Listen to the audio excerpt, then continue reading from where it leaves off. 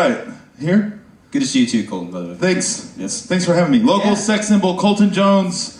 With that being said, I would like to present tips and tricks for befriending and dating white women in the modern day in the United States of America. Hey, finally. We need to know. Thank you so much. I will first up front address any concerns that your audience may have of misogyny laced in the further address. I hereby decree that I love bitches.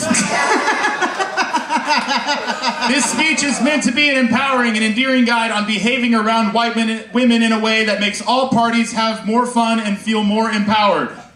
It has been said that white women love a safe space, and there is no safer space than in my heart. So true. That's so true. You might all look at me and think I lack expertise, but in fact, over the last year alone, I've kissed 7 white women and 2 Jewish women who were until very recently also considered white. Those are good numbers. Over the course of the following presentation, I'm going to do much more than help you seduce some 100-pound Swiftie. I'm going to set you up to have fruitful, fulfilling, and positive relationships with white women of all shapes, sizes, and colors. Incredible. With that being said, let's start with the Ivory Queen herself. Now, it's a tale as old as time. A white girl is at a bar drinking a White Claw, hitting her elf bar, having a loud, indulgent conversation about a work dispute when some ass troll tries to put her in a box by asking her about Taylor Swift. Now, this is just where I'd like to break down a little bit and say Taylor Swift actually a very divisive member of a community. So you can see here, known white woman Miley Cyrus once said, "That Taylor is stuck up and can't deal with how prissy she is. I can't stand girly. Taylor is a sexless, frigid ice princess who bored Harry Styles out of bed." Damn, Hannah Montana said that? Yeah, Hannah Montana said that shit. God damn. Oh, God. It's pretty rude, honestly. Oh, Lord. Men's ideas of Taylor Swift, it comes from a male misunderstanding of what makes Swift great. As a personality, she is quite divisive. While Swift is popular in the community, white girls have a certain obsession with the music of old white dudes. True. Who else is buying the last 10 Pearl Jam records besides a young woman with an intense nostalgia for a long-gone stepfather? Remember, she loves her parents, and if she was raised in the 90s or 2000s, her parents love corn. More on Taylor. Thank you so much. Swift's importance in the white women community is as a sex symbol for straight women. Taylor Swift is the kind of gal who women and gays think is really hot, but men find to be milquetoast at best. An example would be Travis Kelce, a clearly gay man who has been paid by the mainstream media to be in love with Swift for advertising purposes. And that's a good It picture. is so obvious. He is pictured here. Yeah. Puts up numbers, though. Good God. Yeah, I mean, nice eyebrows, for sure. Yeah. Perhaps the most unique element of Swift's success is her deeply American roots. In general, white women tend to enjoy things from other cultures. The modern-day samples of white female thought is spun almost exclusively from an exotic tapestry. Yoga, sushi, cat ownership, vaping, bondage sex. All of these are practices derived from foreign lands. Anime is also surprisingly popular with certain sects of the white female community. A connection that at first might be baffling, but makes more sense when you understand that white women love TV shows that are both melodramatic and horny. Okay, so this was a picture of Meredith Grey from Grey's Anatomy. That was what that was.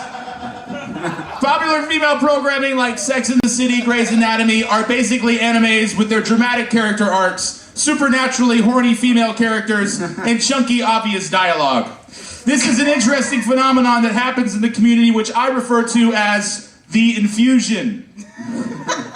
See, Jack, as a man, I watch 2 types of movies. I watch movies that tell stories and have explosions and stuff, and then I watch other very specific movies that make me horny. These 2 kinds of film are extremely separate in my mind. The infusion that happens in women's media, the melodrama and the erotica are intricately interwoven together and through each other. If you watch an episode of Grey's Anatomy, it's sad, horny, sad, happy, horny, sad. It's like it's mixed in. Damn. It makes the emotional viewing. It's like a shiatsu massage for your soul.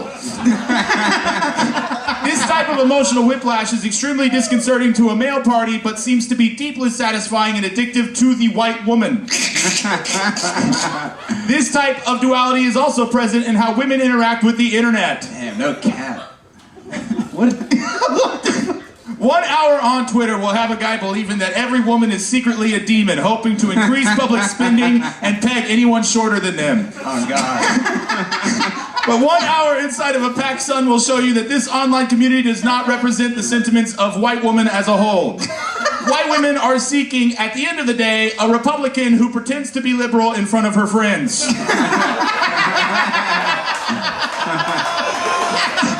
In fact, most white women wind up marrying Republican men. Follow me on this. Freud said we want to fuck people who remind us of our parents. If a girl is white, odds are pretty high her dad is a Republican. It's just fucking true. That's math right there.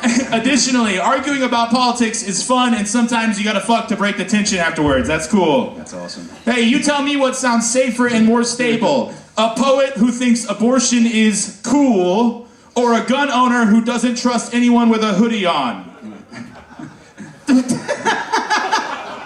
This is the only question in the game right here. Michelob Ultra versus White Claw. Which one is she gonna prefer? Which one should I drink? And, this is where I've completely exhausted myself as a researcher. There is no leading indicator or discernible way to tell if a girl is gonna be a Michelob Ultra white girl or a White Claw white girl. There's just no way you're gonna know. Oh, man. There's nothing. Bon Iver fans, Neutral Milk, Taylor Swift, they're just it's random. It's completely random. So here's what I figured out. I just get an IPA. Ooh, Yeah. that's And then I switch to whatever she got out. I gotta watch my calorie. I can only enjoy one real beer. And then if she orders an IPA, then you know that she's not really a woman. She's like a douchebag in disguise. And you really get along. At this time, I will turn it over for questions. I don't have time for questions. Thank you guys so much. Oh, we had I really appreciate you guys. Colton Jones. Jones, everyone. Great, man. Oh, my God.